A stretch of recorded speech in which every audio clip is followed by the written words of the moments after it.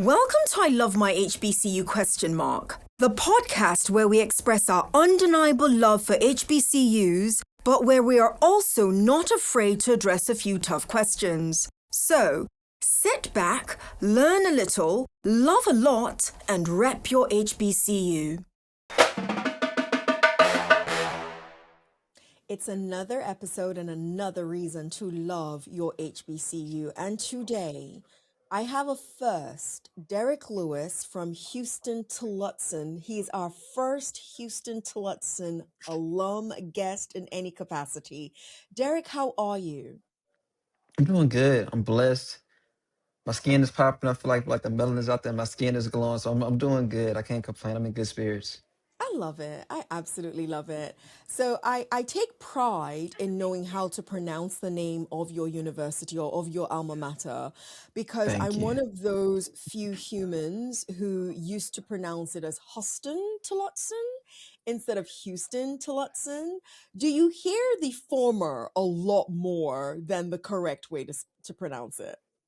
Oh yeah, for those who may not attend the university or are supporter from a distance, sometimes they say Huston Tillis University, and it's no friendly nudge. Houston Tillis University. It's like, oh well, where's the HO?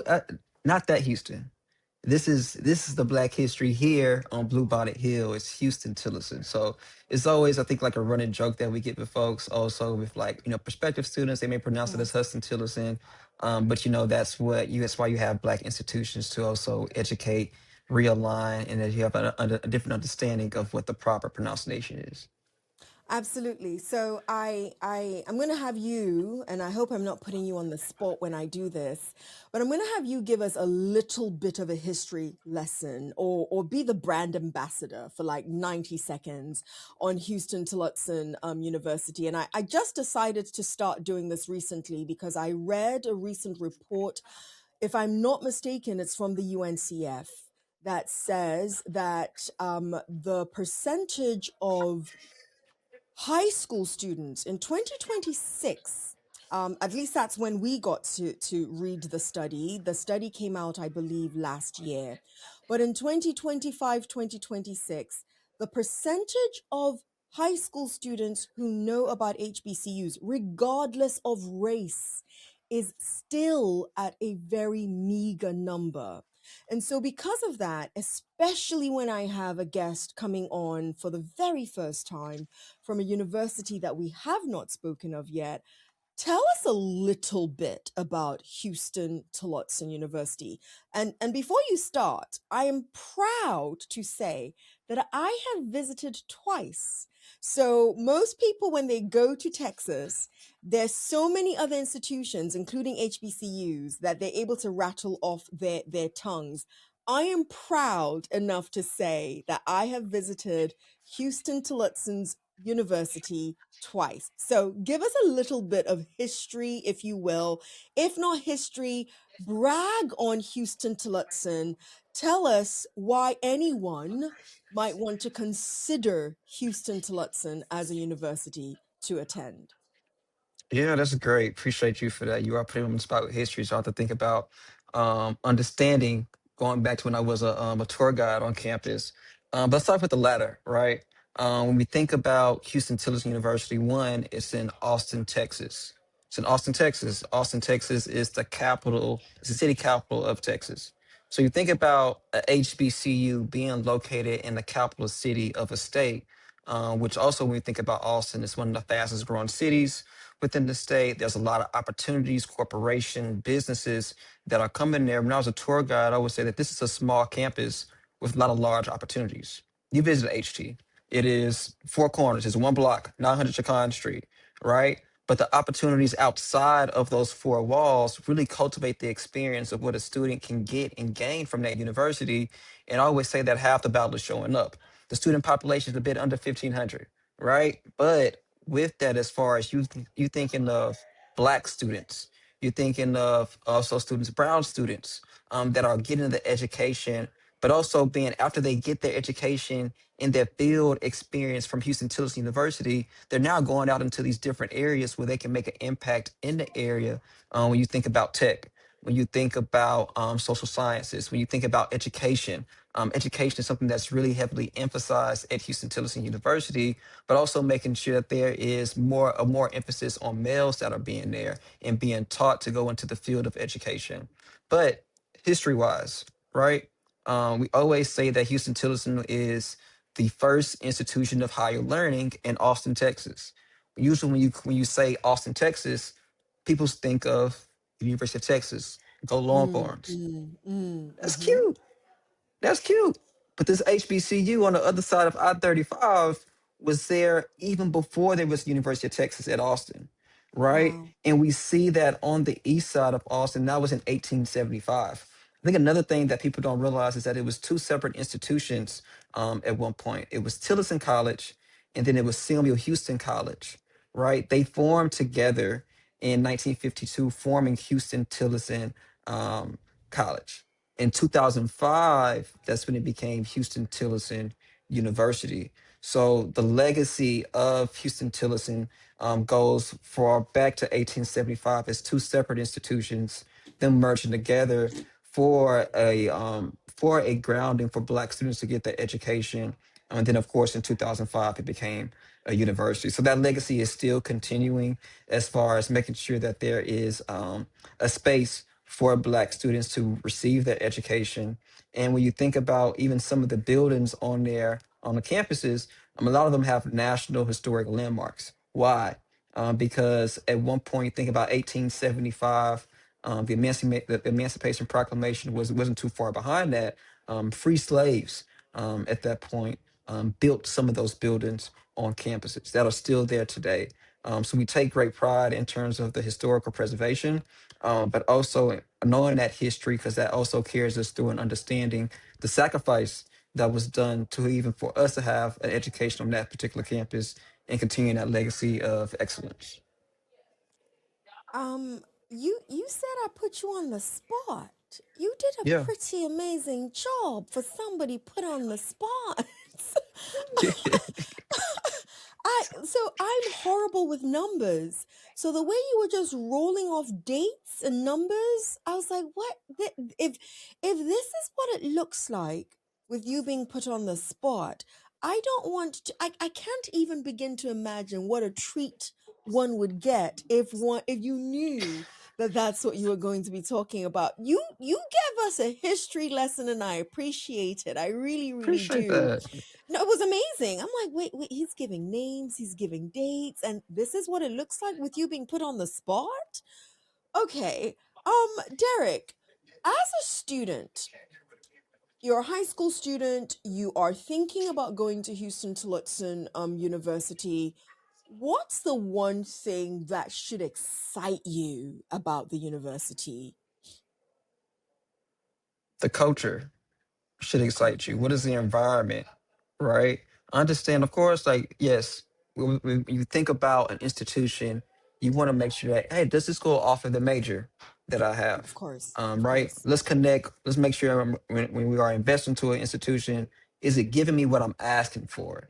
Right? Outside of that education perspective, I always say, like, hey, like, you go to school to get your education, but also what cultivates you to be stronger than just a student, overall a better person in general is what are you doing within those extracurriculars?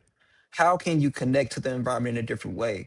It's important to understand what is the culture, what is the environment that the campus is creating, because in that point, that enhances your leadership skills, that enhances your social skills. When we think about how you can show up in the world, it's not just your education, right? It goes far beyond education.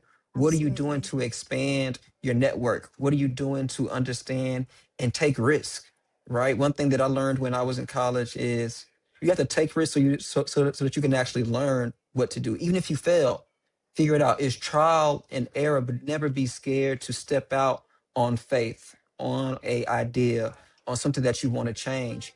Because when you think about a HBCU, it's to help you, well, really take back, shape, and mold who you are supposed to be as an individual in in this country.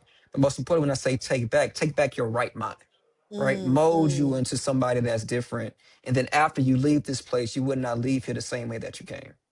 So it's important to understand what is the environment going to play in my experience. Do I feel safe here? Right? Do I connect with the people here? Right? Do I trust my professors? Am I looking at the student to teacher ratio? Why is that so Yeah. important? Because now I get to cultivate a relationship with my professor.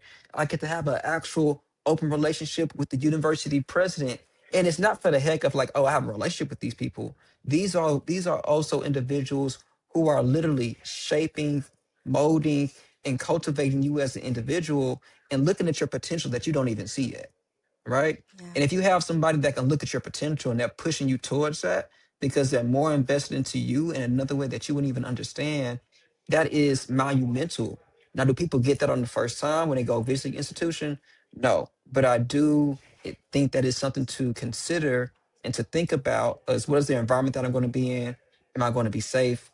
Do I like what's going on? Does it give me a good balance of my education and the environmental experience? But most importantly, outside of that, from the education standpoint, do I have the resources, the opportunities, the organizations, the programs that will cultivate me as a better individual after I leave this place?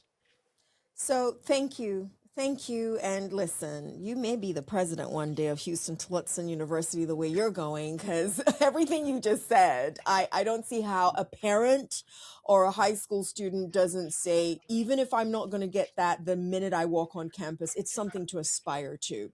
You mentioned, would I have a relationship with the president? And I could not help but think about your president, or the president of Houston Tillotson University. I personally am a fan because I have watched what she has done, for the institution over the last few years. I was lucky enough. I've gotten to meet her twice off campus. The last one was last year at a conference, and just watching watching what she brings to her role as president of Houston Tillotson University. Can we talk about Dr. Wallace for 2 seconds? And Let's as talk about somebody her. who's got a closer relationship with the president, how important is it, or how important do you think it is to have HBCU presidents that also serve as one of the best publicity tools for their institutions? And I'm tying all of this together, watching how she literally is a flag bearer for Houston Tillotson University, at least outside looking in. That's what it appears to me, that she is a proud flag bearer of Houston Tillotson University as she makes the changes that are necessary at the institution. And for me, it's impossible for me not to link that to the award. I always get the foundation wrong, but Houston Tillotson University to date, as of last year, has received the single highest donation of any HBCU in history at the $250 million that was awarded to you.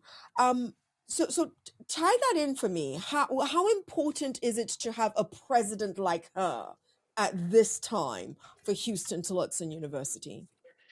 It's really important when you think about one what she has done. I think that she has now amplified and enhanced what has always been done at Houston Tillotson University. She did it in a, she's doing it in a way that is culturally relevant, that is also hitting masses in terms of folks, where Houston Tillotson is becoming a household name or a household institution, and she's leveraging media in a different way that you don't see your average any institutional higher education institutional president that is cultivating and using media in the way that she is. She is engaging with the youth. She is making sure that she is also being a great brand ambassador and telling the story that is leading to success of the students that are being bred at Houston Tillotson University. She is leveraging media in in a different way that I have not seen from anyone. And I think that's playing a huge aspect in terms of how Houston Tillotson University brand is getting out. But most importantly, outside of the brand getting out there, while Houston Tillotson is a great institution for your child to attend, Yeah, um, with her strategy that she's doing from a media perspective and getting the name out there is great. But also what she's doing on campus is greater. What she's doing on campus is turning around things that we haven't seen in years. And because of the work that she is also doing, it is also bringing in more opportunities more resources, not just for the current students, also alumni, right? Wow. And it's something that we are appreciative of. And we are grateful for her to be our president, the second woman president of Houston Tillotson University. Um, and also understanding what this means for this moment in a time where education is being attacked, where our blackness is being attacked, where we have to be kind of like skating on edge to be culturally relevant. She's leaning to all those things, which I look at as a sense of resistance in Mm, terms of what we should be doing. She's doing all the things she's doing all those things, meeting the mark and doing more. And I think that we need to see more of that, not just from President Wallace, but also other institutions to amplify the brand in a different way. Because now, when we think about our preview mm. days on campuses, now we think about our tours, they're coming in and they're coming in Yeah. masses. I'm not Yeah. always there. I remember when I was a tour guide and I was doing preview days, it was great. It was all day. We had students there. I think it was pretty packed. I look on there and I'm like, how do we even have the capacity to get all these students in the gym? And our gym is limited, but now we have to think about how are we being more innovative with our seatings to ensure that we can accommodate the masses that are coming to us. So she is doing a great job. I think that she's also increasing numbers for recruitment for the university and in all ways being a great ambassador. Of course, that is helping us financially. Of The course. $150 million that was given to us on our Sorry. Sequestiennial, 150. Make sure I got to say it right because they would get on us. It's 150 years of the institution being on Bluebonnet Hill. Do you know how hard it is for a black institution to stay and maintain its its foundation, its existence for 150 years? People's like, oh, like you're supposed to do that. Not with limited resources, Yeah. not when you're in debt, not when you're always struggling year to year to ensure that, Mm. hey, how can we meet the standard to ensure that that the students even want to come here? She's made changes to the campus. She's expanded the campus. She's made sure that we have more programs afforded to our students. This is what you need from a institutional president that is from a higher education president that is actually invested into the overall success of your students. And that means that sometimes we have to do more. We have to give them more. We have to make sure that they're comfortable and that they feel safe in this environment so that they trust us, yes, but also they trust us to make them better individuals once they leave this place. Thank you so, so much. Listen, I hope more and more people in listening to you, I'm not saying they all have to go to Houston Tillotson University, but Me either, visit. but they should. But they But should. he said, but they should, but they should. But I think they should visit. I think it's a small campus, like you said, and it's still a relatively small campus, but it is impressive for such a small campus. And so I hope when especially high school students hear this, or parents of high school students in the Texas area, in the surrounding areas, doesn't have to be just Texas, that when they hear you, they owe themselves a visit, at least visit. And when you meet the very many Derrick Lewises on that campus that are willing and able to be flag bearers of what Houston Tillotson has to offer, you'll see why that just could be your academic home for 4 years.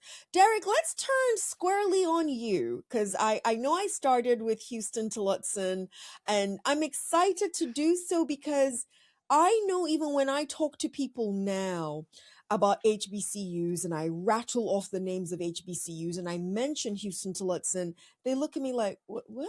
That's, yes, it is an HBCU. Yes, it is in Austin, Texas. Austin, Texas has been the arguable tech capital of the world, growing tech capital of the US anyway, over the last few years. I think it is important for you to know that there is this institution that's there that is leveraging all of that in its best way possible. So I wanted us to spend a little bit of time introducing those who've never heard of Houston Tillotson University to what this educational institution is. So thank you for that. I appreciate it. But now you, there is Houston Tillotson.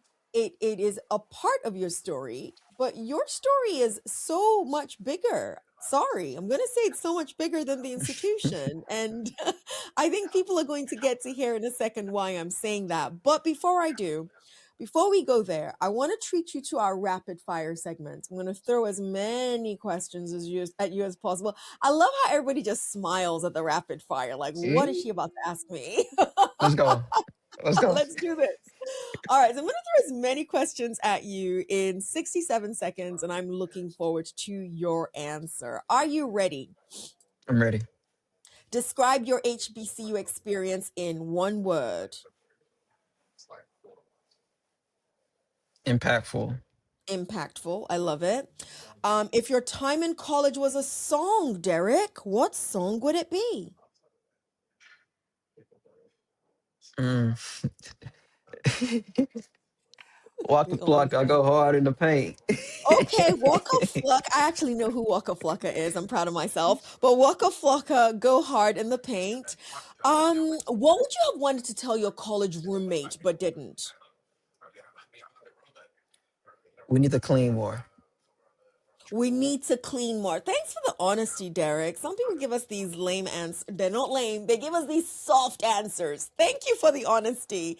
Shout out your favorite professor or person at Houston Tillotson. What do they do? What do they teach?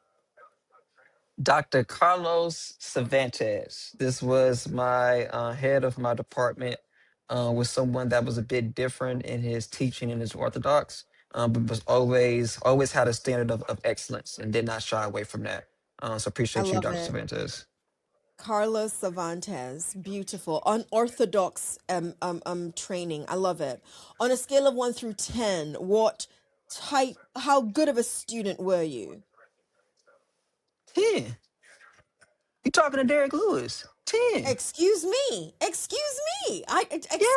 Okay, 10. Okay, he's like, you're talking to Derek Lewis. 10. Okay, 10. I was just told that the rapid fire is done, but I've got to ask one more question. I must ask one more question.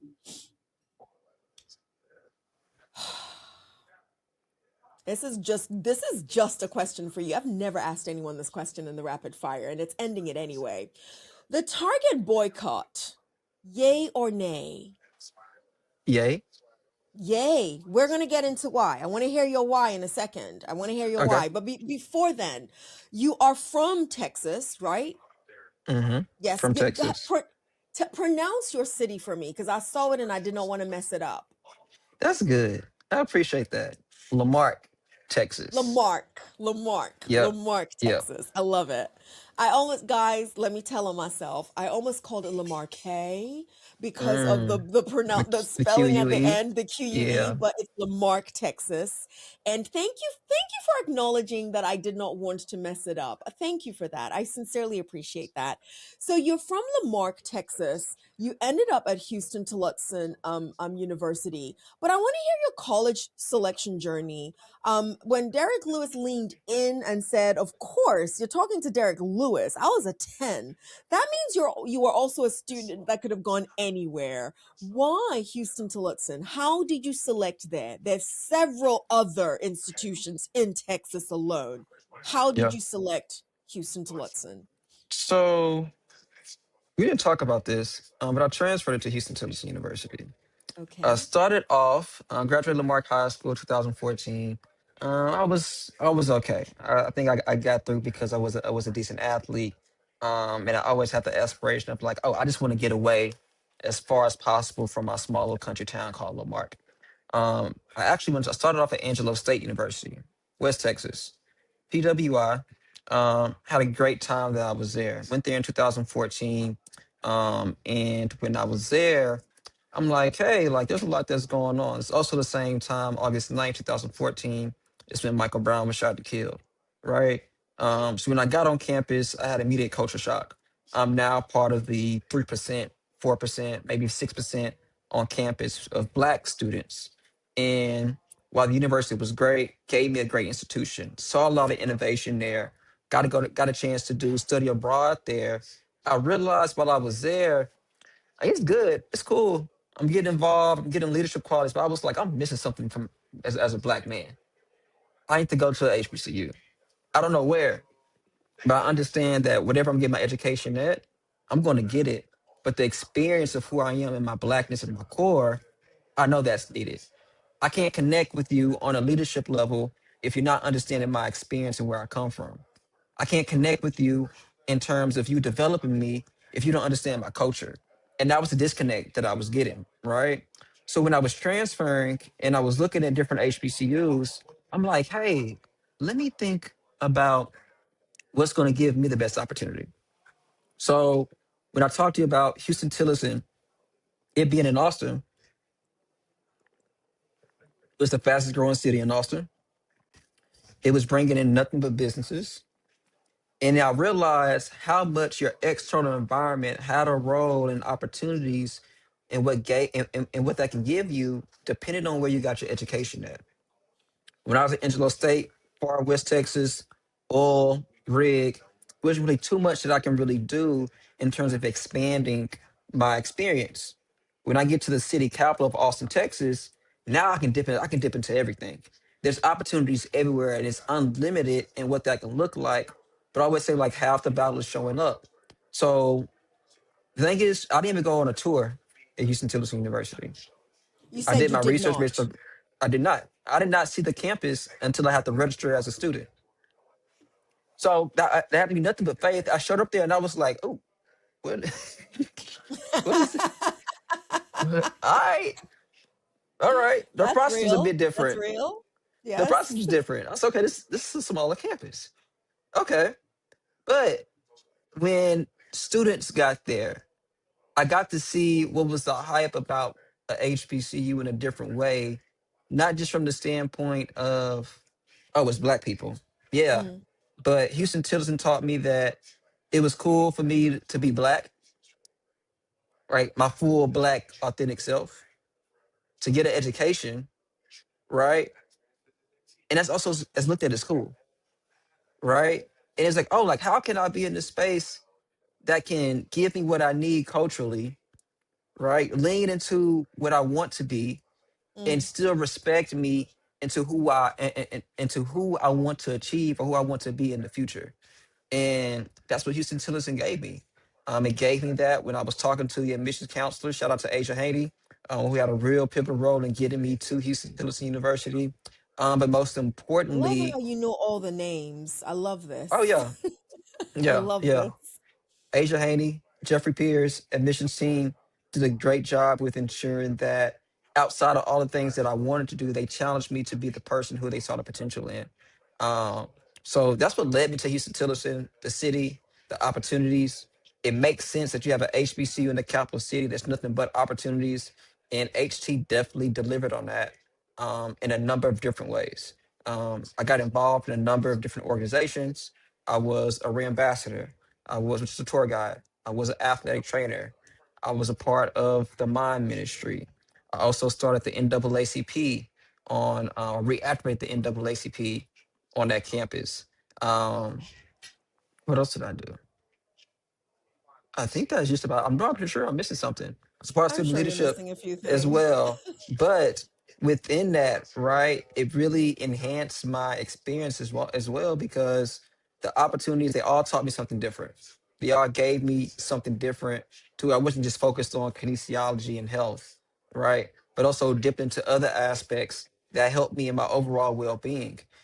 Think about you going to school where you can be spiritually fed, where you can get your education, where you can be fed in general, right? Catfish Fridays, fried chicken Wednesdays, right? But also building community in a different way that we can challenge each other. And HT definitely delivered on that. Listen, yours is the most full-bodied college selection that I've heard. But my big takeaway is when you feel something is missing, go looking. Go looking for different ways to fill it. And that's what I heard in your story, and I really, really appreciate it. Derek, you are a civic engager. You work with the NAACP. mostly in a youth and building, youth empowerment, youth leadership capacity. Those are the titles, those are the focus. Tell us what you do in this role, and more than what you do, because titles are one thing, the job is one thing. The why. I want to hear your why. Why has Derrick Lewis chosen a pathway of building, encouraging impact for Black youth in the world of civic engagement? Why is that important to you, that this is the role you serve today? Yeah. So I always say like my birthday, I was my real birthday is May 5th, Cinco de Mayo. If you know Okay. me, it's Cinco de Lu. But my birth date in the movement, you want to run that back for you? I want to know why Cinco de Lou. I'm nosy. Because my name is Derrick Lewis, and then we're trying to put a twist on Oh, everything. excuse So me. D Okay, Lou. okay, Yeah. okay. Got Yeah. it. Cinco de. Yeah. Yeah. Okay, okay, okay. I Yeah. love it. I love But the my birthday, personalization. yeah, yeah, yeah. You gotta own it. You gotta own your birthday because it's a month, not a day. Absolutely. My birth date in the organizing movement is August 9th, 2014. It's also the same day that Michael Brown was shot and killed. At that moment, when I was looking at the uprisings across America, and this is when I was at Angelo State University, I'm Mm, literally on my phone watching this. And I'm seeing, the city being taken over, is now being caught on fire. People are yeah. mad. People are furious, right? And I'm looking at this screen and I'm like, this looks like it reminds me of what I read in my textbook about the civil rights movement, about the uprising of black folks in general, but now it's happening in real time. And at that point, I told myself, I said, man, I am going to come out here and change the world. I don't know in what capacity that's going to be. And then check this. While I was at Angelo State, I met three black women. Thank God for black women. Tiffany, Sierra, and Ty. They were starting the NAACP on campus during that time. And I'm like, you know what? Like, I don't know what the NAACP is. I know it's black Mm, people though. And ain't so yeah. many of us here. So let's figure out how we're gonna do this. We led a march on campus in response to the killing of Michael Brown during that time. We had the university president come out and to support us. Thank you for that. But also realize that advocacy and organizing should be that hard. When I was at Angelo State, it took us 3 semesters, 4 semesters, just to get 25 members so that we can be nationally recognized. Now we did it, but again, it took us 3 to 4 semesters to do that. When I got to HT, the first thing I asked in the registration process, I said, "Is there a NAACP on campus?" And the lady was like, "No, but I have a donor that I want to support the efforts of the unit if you can identify and find these set individuals." My first day of class, I did not go to class. I spent my first day outside of the class recruiting members to become members of the NAACP. Wow. Now, I told you it took me 3 semesters at Yes. Angelo State Yeah. to get 25 people. At HT, it took me 2 days to get 40 people. So they understood what was at stake. They understood at least the importance of it somewhat. But then at that point, it was now going from how do we go from a sense of belonging, from awareness that should lead to action. Mm, So at that mm, point, we have to really start to enhance and like really talk about what is the mission of the NAACP. Why do we feel like an NAACP is even relevant on the HBCU campus? We safe, we good. yeah. Technically, yes. Internally Mm, within these four walls, 900 Shakar, but our fight is externally as well. Internally is how are we holding our institution accountable to the students and ensuring that the institution is becoming more enhanced and ensuring that the campus is civic engagement friendly. What are you doing to ensure that your student body is playing a role in what we've learned in our history and what the standard is? But now, how are we putting that in action, right? What does that mean for us externally to now ensure that this city that we live in and historic aspect of East Austin, Texas, that we're still making sure that as we are being centered around gentrification, Houston Tillotson is a cultural icon on this side of the city. So Yeah. how are we now amplifying that and enhancing that in a way to where folks actually understand that when we talk about Houston Tillotson University, when we talk about the NAACP, our advocacy has to be louder than what we put down on paper and or what we say. How we do that is one, how are we now ensuring that our folks are educated, that they understand what's at stake, and can correlate that with voting? Straight and simple. Why is voting so important? Because if we don't turn out, we don't have a say so what's going on around the city. If we don't turn out, we can't change the policy that's being done on the state and or the local level. If we don't turn out, how are we going to change the material conditions around the gentrification that's happening around East Austin to where they're trying to diminish Houston Tillotson versus expand the real estate, expand the culture of Houston Tillotson in a different way? So we had to make sure that one, that the institution was on the same page with us as a NAACP unit. What did that look like for us? As we are going through this process of talking about we need to turn out in the election, this is also towards the end where Barack Obama was ending his term as well. How are we ensuring that youth have a say so in what's being done, not even on the local level, on the state level, and also on the federal level? So with that, we said, hey, this is the work that we're doing. We're educating our students on the history of how we got here, but most importantly, we need your help to make sure that students turn out. We met with the provost of the university, and we had a meeting with him very specifically about we need you to make sure that all the colleges on campuses, arts and science, political, business, technology, all the colleges on this campus is incentivizing students for being registered to vote and that they turn out to vote. Do we have any pushback? No, not at all. And I feel like that's starting to play a role in terms of students being civically engaged, more specifically on Houston Tillotson University campus, because when you're talking about if you're registered to vote, I'll replace, your lowest your lowest grade. I would Mm, take away your absence if you mm. registered to vote, right? And then Interesting. as a campus, we go into the Wow. polls together, right? And I was at the Carver Library Museum, which is a black library on in East Austin, maybe about 2 to 3 blocks away from us. But we marched to the polls during that time as well to ensure that we were going out there as a collective, having a collective voice and a collective action towards what it means to actually shape democracy. And the only way that we can shape democracy is if we are participating in the voting process. But it's not just limited to voting.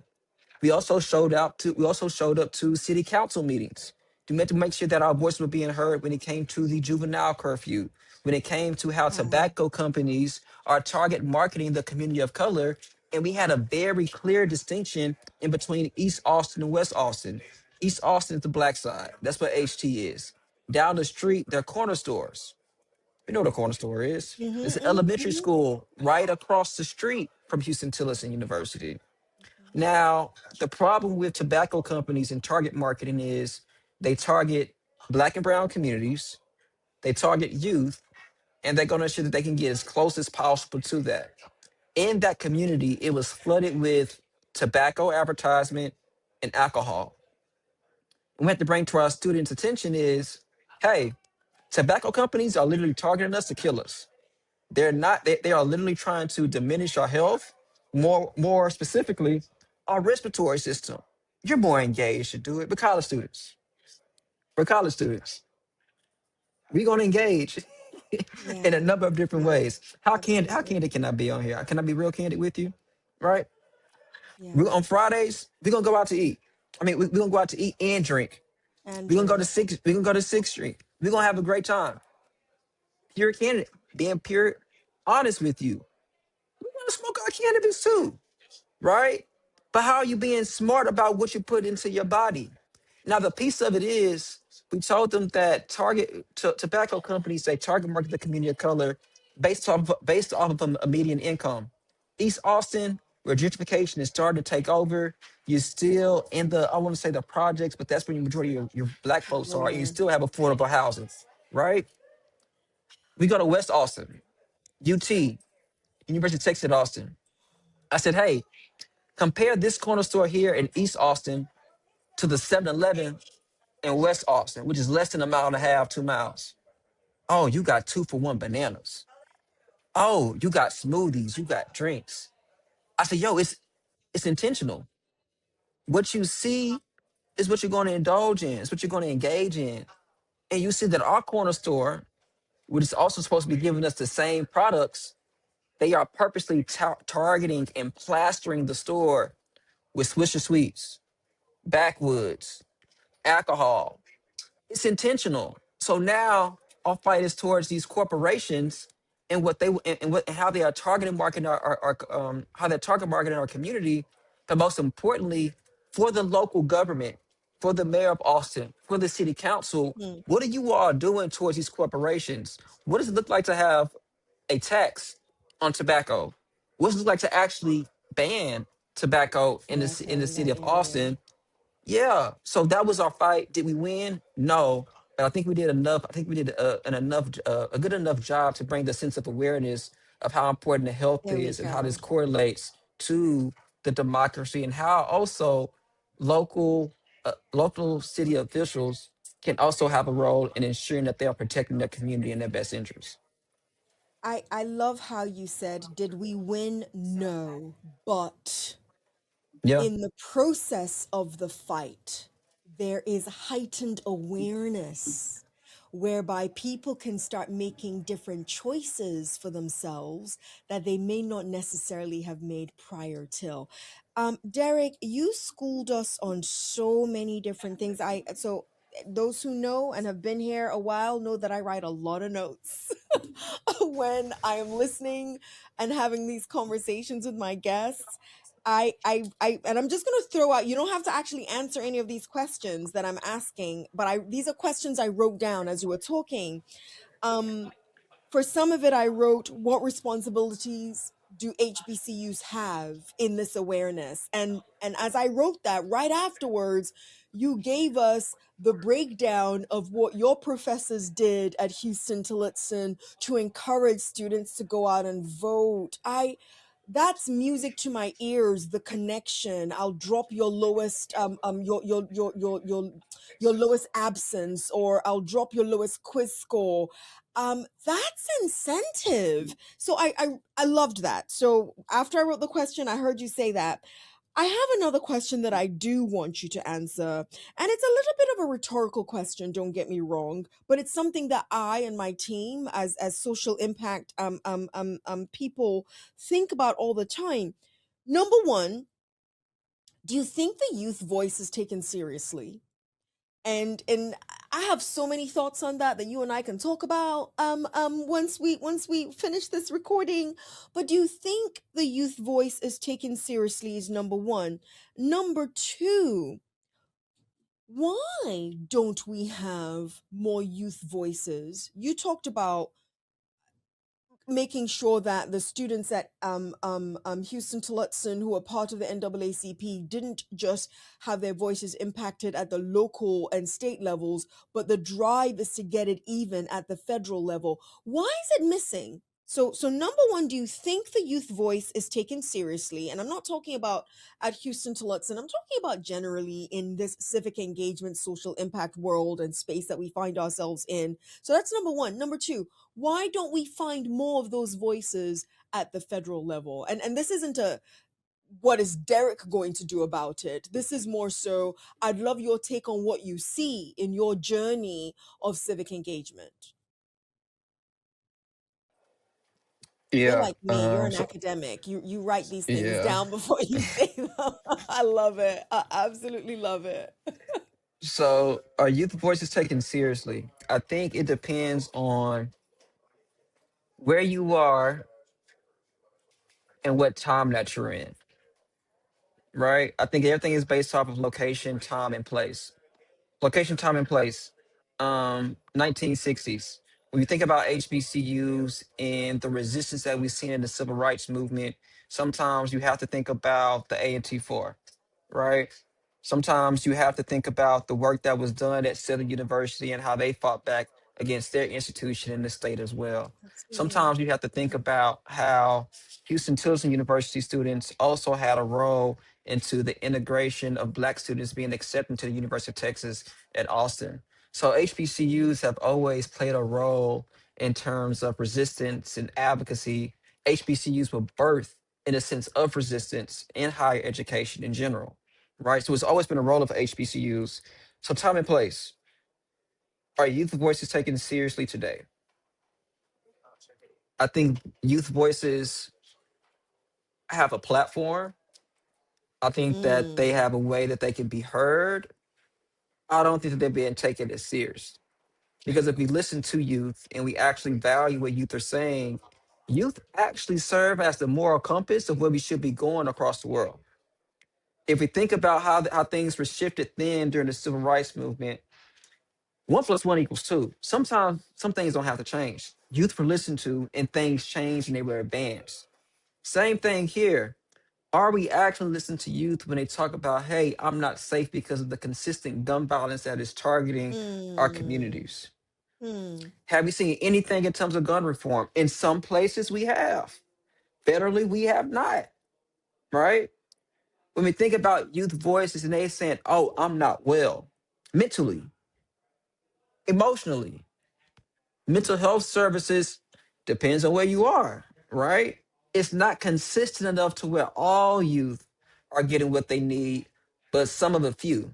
It kind of like reminds me of when Martin Luther King was talking about the two tails of America, right? Where there's one set of America, and I say one set of youth that get to be afforded from the things that they're being asked for, but then another set of youth, depending on the state, location, city that you're in, are not being afforded those same rights that somebody else may experience. And what we have to realize is that if one person is impacted from a youth perspective, all youth will be impacted from that same perspective. When you think about Yeah. institutions and where students are being taught, thinking about college, a lot of folks think about how can I go out of state? While they may experience something in their state, it's totally different in another state.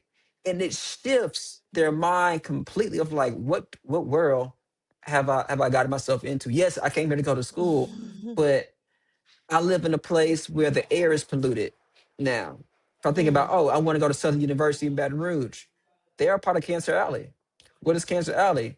Well, you have plants and oil rigs and oil, right? And gas is so great. It's great for the economy. It's a great way for Black people to make money as well. But also, I don't believe that Black people should have to choose in between the ors in life. We and b- they're we like, should yeah. we should get the ands. What does the or mean? The or mean that I should not have to choose and having a high or a sustainable income or choosing that over the risk of the health of my life. Right? I gotta I gotta have both. It can't be a or. Yeah. Or if I decide, hey, I want to go to Texas because of how affordable it is for housing, but also the minimum wage is 750. I I I need both, right? I can't choose in between paying off my student loans and then choosing if I'm going to pay towards my actual necessities in life, which can get me a home, which can get me a car, which can help me expand my family, pay for childcare, all these different things. We deserve the and in life versus the or. I love So that. when we think about youth and are they being listened to? Yes, in some Mhm. areas, and no in other areas, and as a nation, not at all. Because now we think about even getting to the higher education level, we've known that tuition and cost has been going up tremendously. But now, depending on where you are, you can get tuition free schooling. To a That's degree, a plus. yes. Yeah. That's a plus, right? Depending on what state that you're in, Hmm. right? Some institutions and some HBCUs may look at that as a threat because now we need all the resources that we need. But Yeah. also, what does it mean for us to really reimagine what it means to ensure that our students are being educated in a way and not carrying the debt after they leave school? Because if we're saying that Absolutely. this is our next generation of brilliant and great and marvelous students, which is great, but we're gonna make sure you're gonna carry this debt with you. You can now you're indebted to us for the next 20, 30, 40 years. And that's gonna stifle your matriculation going into your adulthood. Because if you want to Absolutely. buy a house, oh There you no, go. There you you go. got this 50K back here. You want to get a There you master's? go. Let's double it, 100. Oh, you want to get a doctorate? 200,000. And we're not thinking about the aftermath and the consequences that come with that, right? And I think this kind of gets to like how are we moving voices to the federal level? Because now we think about how we move voices to the federal level. It's always great for us to get youth involved in local elections. But when we talk about the Mm. federal level, it is now what are we doing to now we can shape this aspect of, and I believe in this, local victories shape national narratives. What we do in our state, in our city, to create a blueprint, to create a model, to create a standard of what something should be, should now inform national policy in a number of different ways. Because now when people are looking for success, when people are looking at what should I do, we become a model for another city. We become a model for another state. This is how practices become adopted and adapted because of what people are doing to ensure that they have a better quality of life. So we have to ensure that for youth voices to be heard, they have to be heard in all aspects, local, state, federal, and being consistent in terms of the issue priorities. I am a firm believer that we can't change our priorities every year. If we're saying that youth need education, we have to make sure that youth Hmm. is safe and that they're mentally well. This is what we're going to stick to. Because you're changing it every year. At this point, now you're campaign chasing. Now you're ambulance chasing. And this is how we Hmm. get burnout. This is how people don't want to get engaged because we're changing the issue priority, and then they fall off because it's like, damn, like I never seen progress here. I didn't see progress here. We switched to here. I was just getting in. What are the three areas that we want to enhance and change for youth? And let's stick to it and give us a 5-year plan for it. Because then we'll start to see the progress and people won't be defeated in terms of, oh, I need to go. They're telling me to go vote again. I want you to vote again. We have to be consistent because you don't just vote for people. You don't just vote to put people in office. You vote for resolutions. You vote for bonds. You vote for resources. And a lot of that is really money that is coming to your community in a number of different ways. You get to vote, believe it or not. You get to vote to decide if a new police building is going to be built or if your local high school can get enhanced or get renovated in a number of different ways to where now the student experience has changed drastically. Now you may have that opportunity every 5, 10 years, depending on where you at.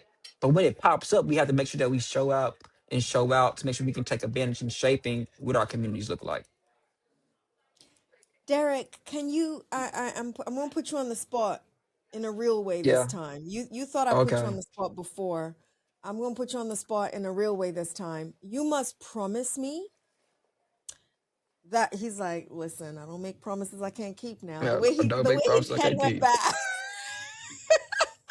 the way his head went back, like, what is she about to say? Can you consider promising me that you are going to come back for us to do this again?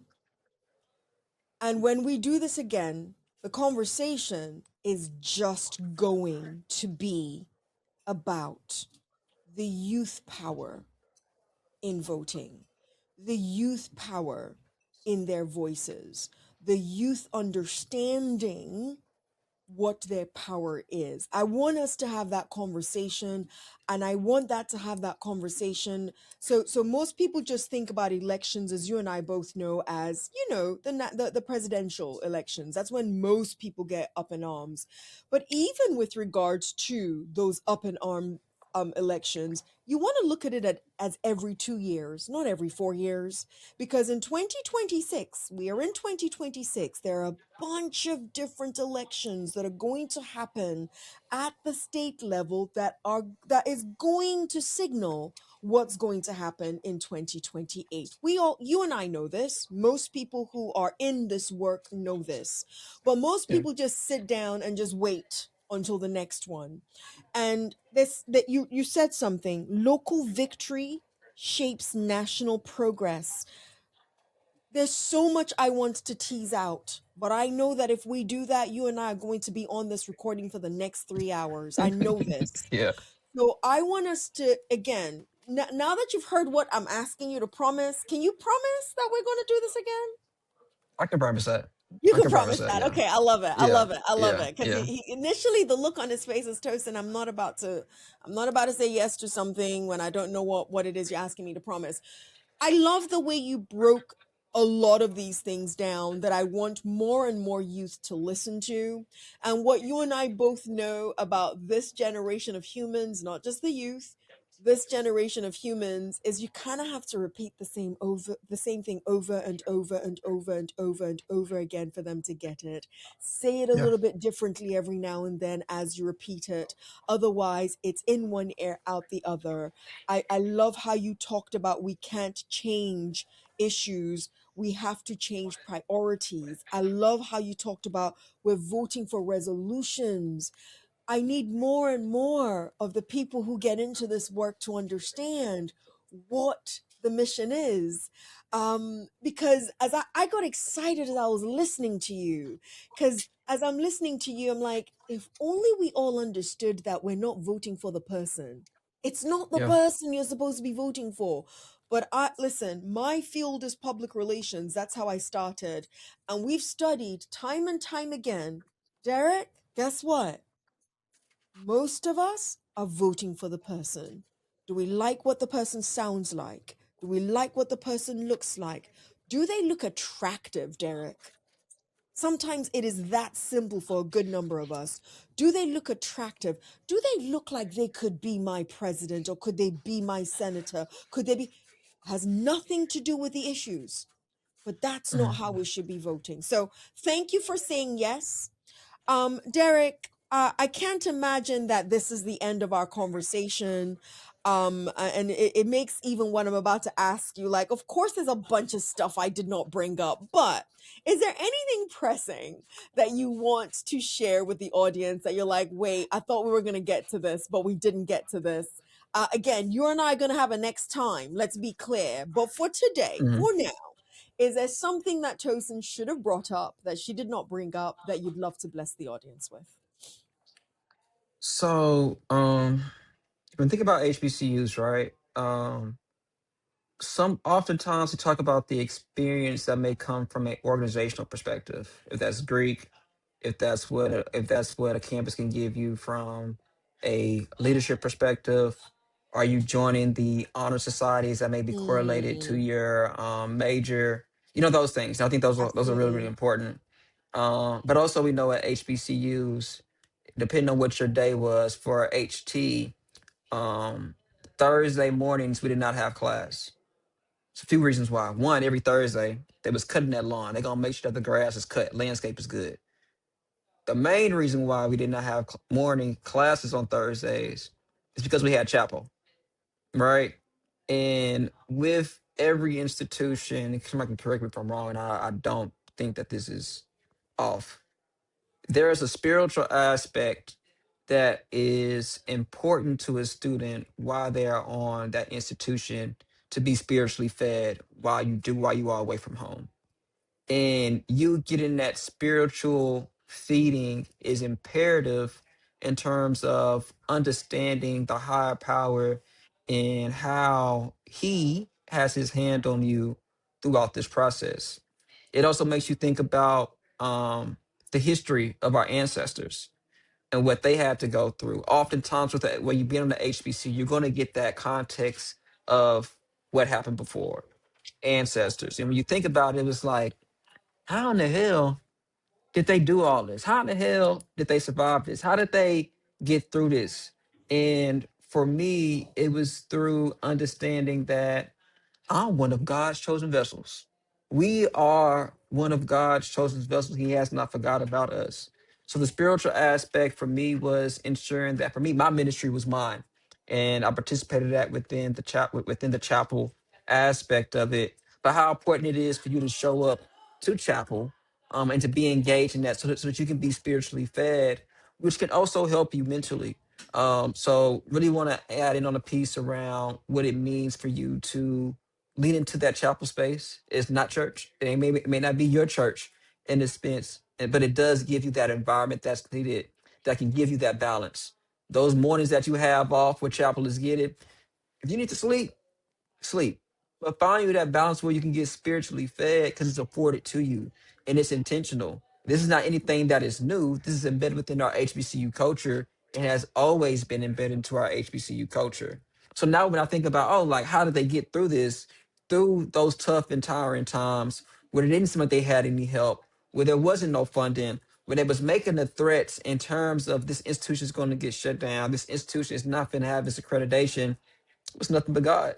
Um, and I think that it's important to understand that spiritual aspect to the connection of every HBCU, because when you think about that in terms of what denomination is on that campus, 9 times out of 10, when you think about the churches that are on your campus, those are also the institutions that created and started to help shape and ensure that the HBCU can be there from initial investment, right? And they have not stopped giving. So I think it's really important for me at least to uplift that aspect in terms of spiritual guidance, being spiritually cultivated on campus, and finding a balance in between the realities of the world and the promises of God.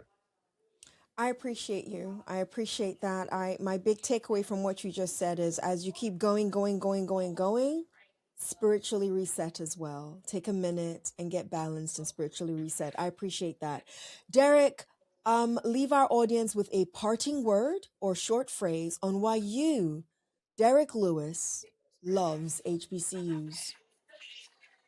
I love HBCUs because this is the place where you can be black, educated, and cool in a number of different ways. It's okay for you to be your black authentic self. You know what I'm saying?